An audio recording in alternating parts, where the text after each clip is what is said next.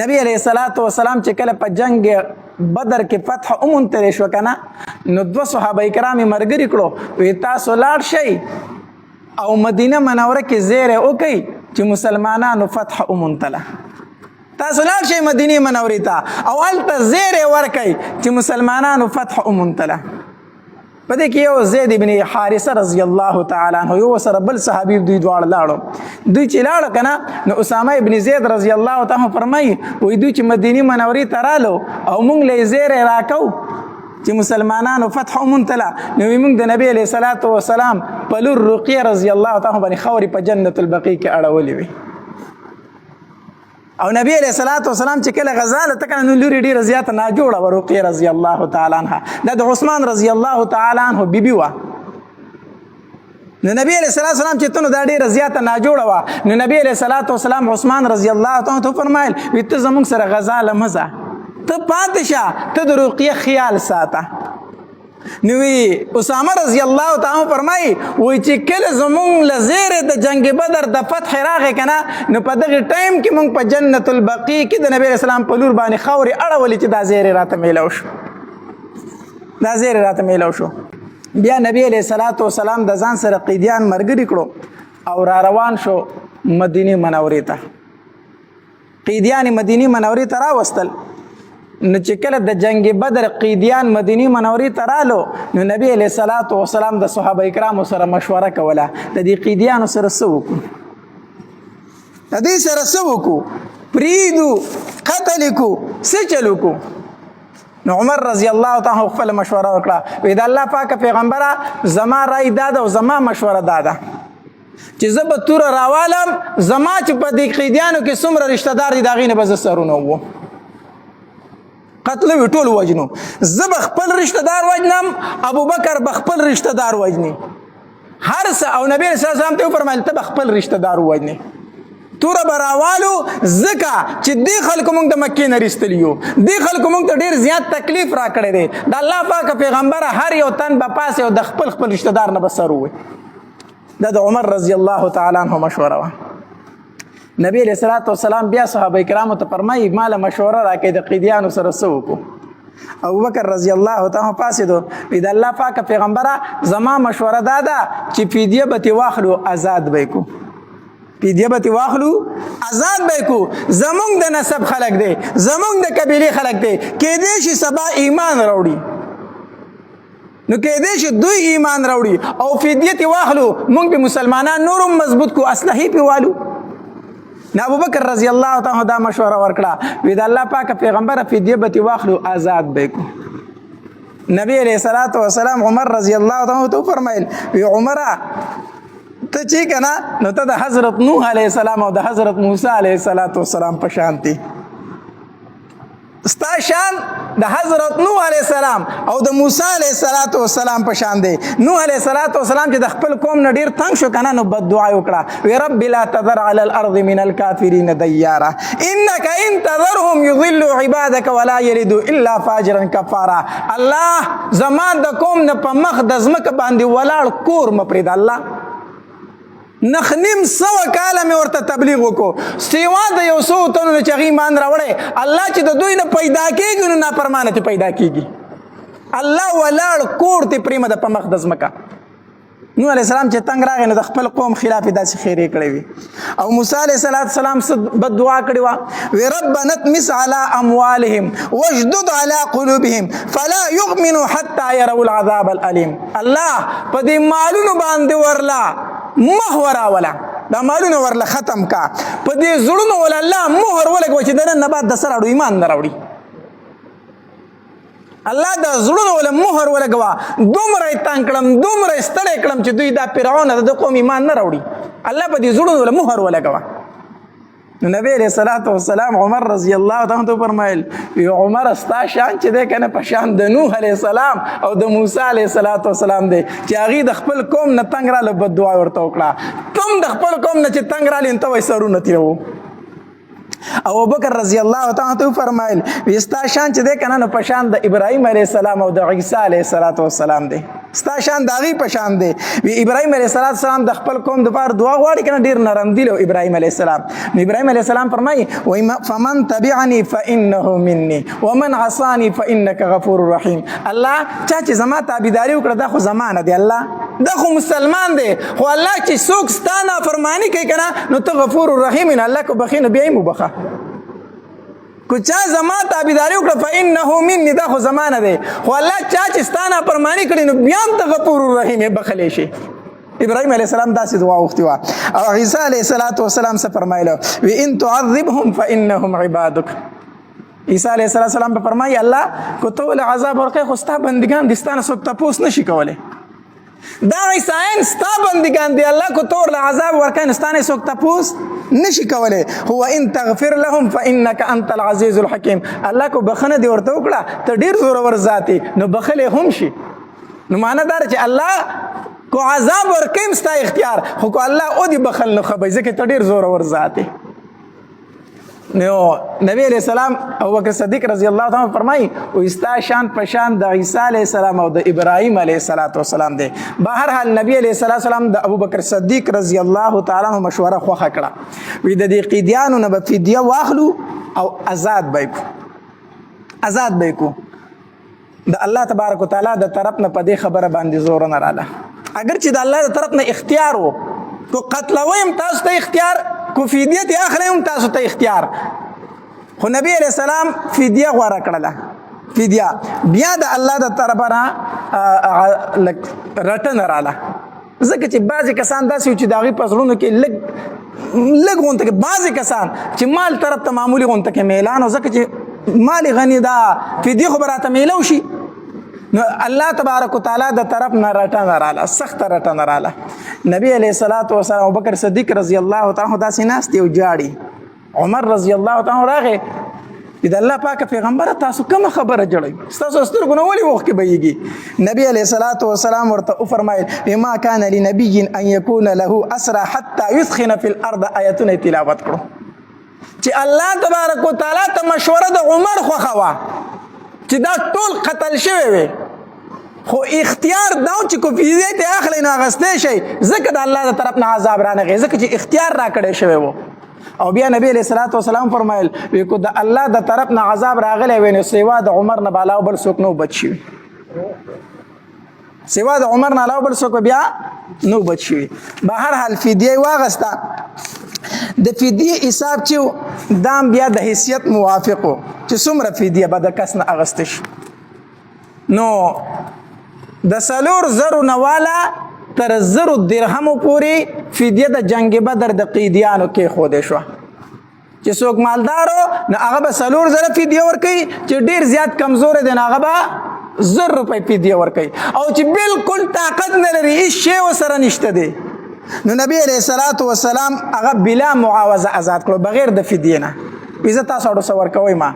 او کم کسان چې لیکل کولې شو کنه لیکل کولې شو نو د جنگ بدر قیدیانو کې نبی علیہ السلام هغه کسان منتخب کړو وستاسو فدیه دا چې زموږ ماشومان ته لیکل خو په جنگ بدر کې چې کوم قیدیان راغلي وو او هغه لیکل کولې شو نبی علیہ السلام ورته فرمایل وستاسو فدیه دا شو چې تاسو دی کسانو ته لیکل خو زید ابن ثابت رضی الله تعالی عنہ دغه شان لیکل زده کړو د جنگ بدر د قیدیانو نه لیکل زده کړو دا غي دا فدیه کې خوده شو. بهر حال خلق پراتو او فدیه به ورکول او خپل قیدی به د ځان سره بوستو چې د مکې نه خلکو فدیه د خپل قیدیانو لګل کنه نو د نبی علیہ الصلوۃ والسلام زوم ابو العاص رضی الله تعالی عنہ په دغه ټیم کې لا مسلمان شوی نو دیم د جنگ بدر فقیدیانو کې راغلی و نو د خزه چې مواد د نبی علیہ السلام بیبي لور د نبی علیہ السلام لور زینب رضی الله تعالی عنها هغه د خپل خاوند د فدیه د پاره خپل د سرو زرو هار ولېګو نو چې کله نبی علیہ الصلوۃ والسلام له د هار راغی کنه او داسې ورته وکتل ځکه چې د هر قیدی به فدیه راتله نبی علیہ الصلوۃ والسلام ته مخې ته کې خوده شو اذا الله پاک پیغمبر دا د پلان کې قیدی فدیه راغلی دا قبول کړه هغه آزاد کړي نو نبی علیہ الصلوۃ والسلام لرا فدیه رااله د ابو العاص چې کوم ستازوم دی داغه د طرف نه دا فدیه راغلی دا هغه آزاد کړي نبی علیہ السلام چې داسې وکتل نو هاري مخې ته پروت دی هغه هاري راواغستو او داسې په لاسو کې اړه وراړو جو ښکته یې کتل د سترګو مبارکو نه یې اوښکې را روانې شي داسې د ښار ته ګوري او جاړي داسې صحابه کرام حیران شو چې نبی علیہ السلام ښار ته ګوري او جاړي ولې نو صحابه کرامو دې تپوس کو د الله پاک پیغمبر زما مور او پلار دې پتا باندې قربان شو ولې جاړي څه وجه ده نبی علیہ الصلوۃ والسلام دا هر دسی اړه وراړو په لاسو کې یره کوي ستاسو خوخي کنه نو دا هر دی قیدی ته واپس کړي او دې دسی آزاد کړي وی دا هر چې د خدیجه ده د نبی علیہ السلام چې کومه بیبي وا خدیجه رضی الله تعالی عنها هغه وفات شوی و دی وخت کې او دا زینب رضی الله تعالی چې کله و دی د کنه د دالور د خپل هر د خپل لور ته ور کړي نو چې د دې خاون گرفتار شو نو هغه د فدیه د پاره نبی علیہ السلام لرولېګو وی بابا ته وای چې دا والا زما خاون آزاد کا نو نبی علیہ السلام چې خار ته وکتل خدیجه رضی الله تعالی تر یاد شو نو په جړا شو هاري په لاسو کې اړه وراړو د سترګو نه وخت کې بيدي نو صحابه کرام ته فرمایل وی کو ستاسو خوخه د خار واپس کړي دی قیدی ته د قیدی د آزاد کړي د قیدی د آزاد کړي صحابه کرام هار راواغستو ابو العاص رضی الله تعالی ته ورکو دا واخله او نبی علیہ الصلوۃ والسلام فرمایي چې دا اوس زینب له واپس ورکا زما لور زمان مکه کې پاتې شي دا غي له واپس ورکا او د ابو العاص رضی الله تعالی دا ډیر غیرتی وو په د باندې د مکه کفار وس کړي وو وی ته د نبی علیہ السلام دی لور له طلاق ورکا وسی په کړي وو خو دوی ز طلاق نشم ورکولې وی زه به د زینب په شانتي خزه بیا چرته پیدا کما زه دې له طلاق نشم ورکولې د ابو لهب په زمانو باندې د نبی علیہ السلام لورګانی واده شوی کوئی دې نشي وي نو ابو لهب زمانو ته دې له طلاق ورکای نو د نبی علیہ السلام لورګانو لغي څه ورکو رقیه رضی الله تعالی عنها د ابو لهب زی طلاق ورکو خلا واده شوی نه و بیا سره عثمان رضی الله تعالی نکاح وکړه نو دی ابو العاص ته د مکه کافر ویل وی د نبی علیہ السلام دی لور له زینب له طلاق ورکا خود طلاق نه ورکا وزره زینب په شانتي خزه بچرته عموما داسې خزه زنشم پیدا کوله نو نبی علیہ السلام د هغه هار واپس ورکو وی دا والا او لاړ شه مکی ته ځه ستانه مونږ پیډیا نه اخلو خو چې دا وعده را سره وکړه چې مکی ته لاړ شي ماته به زما لور را لیږي زینب به ماله مدینې ته را لیږي ده ورته زما در سره وعده ده هاري راواغست او راغی مکی ته بغیر د فدیه نه چې راغی خپل ورور ته وی په زینب رضی الله تعالی عنها چې د نبی علیہ السلام له ورسوه مدینې ته ولا ورسوه زینب رضی الله تعالی عنها غیرور روانه کړه سزا پورې بوسته هغه طرف پس نبی علیہ السلام دوه صحابه کرام را لېګلی وو هغه بیا د نبی علیہ السلام لور نبی علیہ السلام له ورسوله دغه ابو العاص ایمان په دې مقرانه وړو ډیر مالدار او غټ تاجر او د بشانت تجارت لته نو یو په تجارت پویدو دویم امانتدارو نو خلکو به سره ډیری پیسې ورکولې چې رپونګره پکې تجارت کوا نو د شام ته تجارت لته بیا واپس د شام نه چراتل کنه نو د مسلمانانو د قافله باندې ورالو نو مسلمانانو ته غمال واغستو د سره چې څومره د تجارت مال هغه ټولتي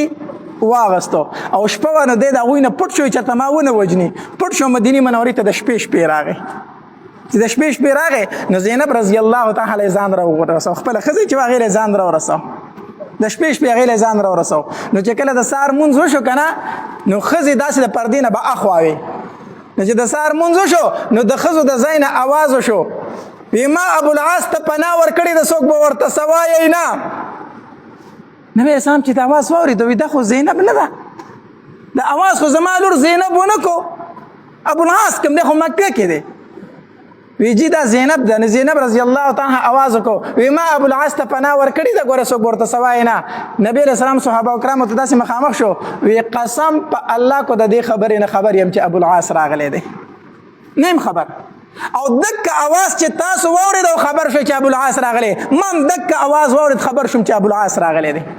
او نبی علیہ الصلوۃ والسلام فرمایل وی په مسلمانانو کې یو ادنا مسلمان چې چاته پناه ورکینو هغه ته صدا پناه ده نو لہذا ابو العاص ته هم پناه ده بیا نبی علیہ الصلوۃ والسلام زینب رضی الله تعالی ورغه وی زینب ابو العاص خو راغله دی ډیر زیات عزت وکا خو ځان خواته به نږدې نه پریدي ځکه ته په د باندې حرام دی کافر دی ته مسلمان دی ځان خواته به نه پریدي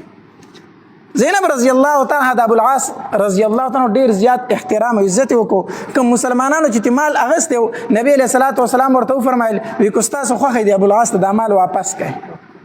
اگر چې تاسو ته جایز دی خو کو خپه کېږئ نه نو دا دله ورکئ. مسلمانانو ټولو د خپلو کورونو نه لوښي راوچلولو، چا یو شی وړو چا بل شی وړو، چې څه وړي که نه هغه ټول راوړه ابوالعاص ته یې ورکړو. ابوالعاص په دغې موقع باندې غږ ونه کړو، هغه سامان یې راوغستو مکې ته راغی. چې مکې ته راغی خلکو ته د هغې امانتونه ورکړو، سامانونه یې ورکړو. چې ټول امانتونه یې خلکو ته ورکړه که نه بیا یې اواز وکړو وی په ما باندې د چا حق باقي شته دی؟ خلکو ورته وي نه تا موږ ته هر څه واپس خپل راورسول. وی در مې کړه هر څه که نه په ما خو د چا حق پاتې نه شو که نه؟ وي نه. وی واورئ اشهد ان لا اله الا الله و اشهد ان محمدا عبده ورسوله. کلمه یې وویله وی زه د الله او د الله په رسول باندې ایمان راوړم، تاسو هم ګواه شئ ما ایمان راوړی دی. نو چا ورته وی په مدینه کې دی ولې ایمان راوړو چې مکې ته رالی دلته؟ وی کو په مدینه کې مې ایمان راوړی وی که نه نو تاسو به راباندې دا الزام لګو چې زمونږ مالونه یې وړو هغه ازمولو هغه قبضه کول، نو په دې بانه باندې مدینې ته لاړ چې زه ګرفتار شوم مسلمان شوم. وی نه هلته مې ایمان ځکه نه راوړو چې لومبې تاسو د ستاسو حقونه ورسوم او پس د هغې نه څه راوړم ایمان راوړم.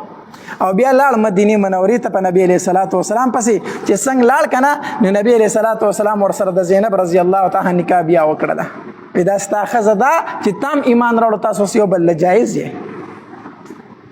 نو په قیدیانو کې د نبی علیه صلات وسلام زوم هم راغلی ابوالعاص رضی الله تعالی. دارنګې په قیدیانو کې د نبی علیه السلام تره هم راغلی عباس رضی الله تعالی عنه. دیم د جنگ بدر په قیدیانو کې و. د جنگ بدر په قیدیانو کې د عباس رضی الله تعالی عنه خو دې ډېر مضبوط و، لوړ قد و دنګ او مضبوط هم و. او دې چې کوم صحابي گرفتار کړی هغه بالکل ټپ ټپ نری وچ سړی و. نو نبی علیه السلام هغې صحابي ته وایي ویل که زما دا تره دې څنګه راټینګ کړی دی؟ دی خو ستا د راټینګولو نه دی، ته کمزوری دی خو ډېر چاک دی، دی دې څنګه گرفتار کړو؟ وایي د الله پاکه پیغمبره چې په عباس مې حمله وکړه که نه ما نه شو راټینګولی، ما نه شو راټینګولی. خو په دې دوران کې یو سړی راغی او ما چېرته پېژندم نه هغه زما سره کابو کو او ګپ ګپ یې را سره وتړو خو ما نه پېژندو. نبي علیه صلات وسلام ورته وفرمیل وی دا خو فرشته وه، دا خو فرشته وه ستا مدد له به جنګ بدر کې راله. نو عباس رضی الله تعالی هم گرفتار شو. نو چې کله د مدینې منورې ته راوستی شو که نه نو د په بدن باندې قمیص نه بدن کمیس نه د نبی رسول الله په تر په بدن باندې. نو په دغه کمیسونو د خلکو راوړو په باندې کمیس نه پوره کېدو، ډېر دنګ لوړو کمیس پې نه پوره کېدو. نو د عبدالله بن ابی بن سلول رئیس المنافقین چې یادېږي د منافقینو سردار دیم د بدن نه ډېر غټه لوړو د هغه قمیص پې پوره شو. نو هغه خپل قمیص راوړو عباس رضی الله تعالی عنه ته یې واغوندو. د دې وجې نه دا رئیس المنافقین عبدالله بن ابی بن سلول چې کله مړ شو که نه نو نبي علیه السلام خپل کمیس وویسته هغه ته یې په کفن پکې ورکړو. دغه منافق ته نبی علیه السلام په خپل قمیص کې کفن ورکړی دی.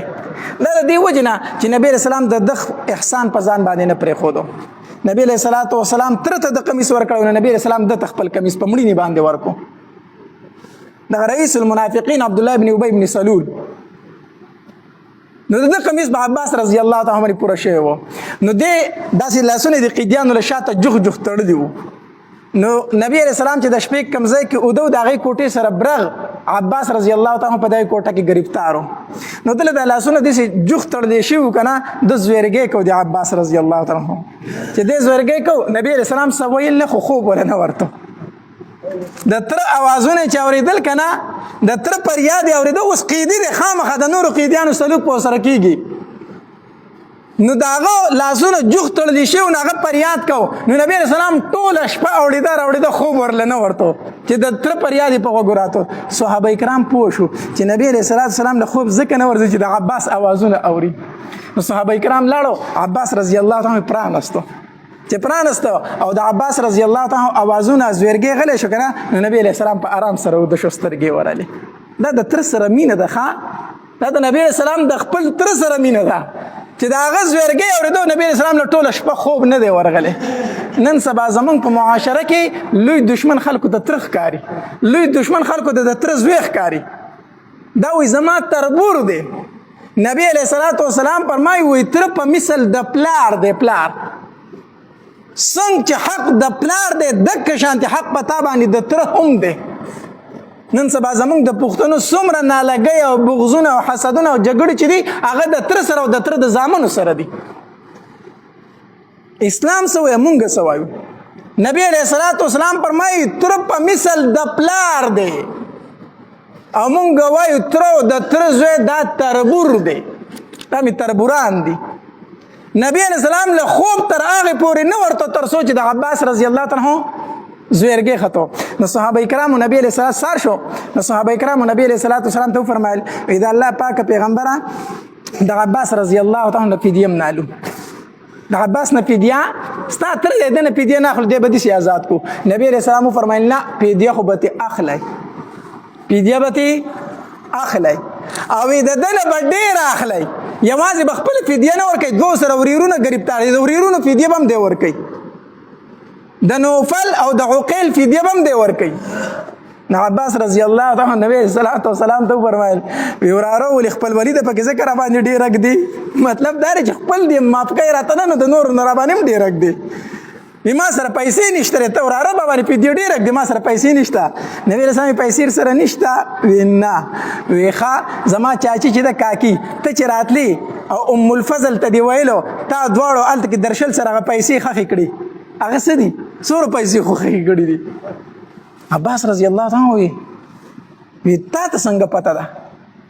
اخو زه ته خبرې ما هغه ته خبر ده، زه ته کور راتلم هغه پیسې هلته خای کړي چا نه یې لیدلي، ته خو په مدینه منوره کې ناستې تا ته څه پته ده؟ نبی علیه الصلاۃ والسلام ورته فرمایل ما ته زما رب ویلی دي. عباس رضی الله تعالی اشهد ان لا اله الا الله واشهد ان محمدا عبده ورسوله. ایمان راوړم چې ایمان راوړم بیا نبی رسول الله سلام ته ویل اذا الله پاک پیغمبره د فدیه را باندې لګه کا، زه خو تا ته پته راځه د مخکې نه مسلمان وم خو د خلکو په زور ځان سره راوستي وم. نبی له سلام هغه معامله دي د الله سره د چې تر مخکې نه مسلمان وي او که نه وي خو که ته وي نو الله به درنه د دین دوچن بدله درکړي. عباس رضی الله تعالی فرمایي وی مال الله بیا سل غلامان راکړو چې هغه ټول د کار او د تجارت خلکو سل کسانی مال راکو. وی کو زه خبره ما باغی مکبانی نورم ډیره زیاته فدیه ور کړی و، نور ډیره فدیه ور کړی و. نو دا قیدیان رااله او بیا د هغې فدیه نبی علیه الصلاۃ والسلام واغستله.